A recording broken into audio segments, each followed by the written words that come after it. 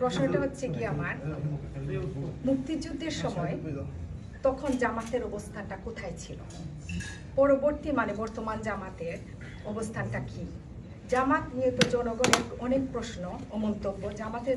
জামাত নিয়ে হচ্ছে গিয়ে জনগণের জন্য একটা অ্যালার্জি যদি বলা হয়।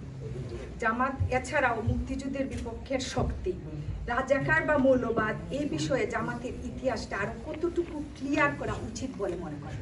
আমি বুঝলাম না যে এক প্রশ্নে কতটুকু উত্তর দেওয়া হবে। প্রথম হচ্ছে ৭১, তারপরে রিজার্ভেশন, তারপরে এগুলাকে আমরা কতটুকু যৌক্তিক মনে করি, এটা নিরসনের উপায় কি, বিশাল ব্যাপার। আলহামদুলিল্লাহ ৭১ আমাদের অবস্থান ছিল আসলে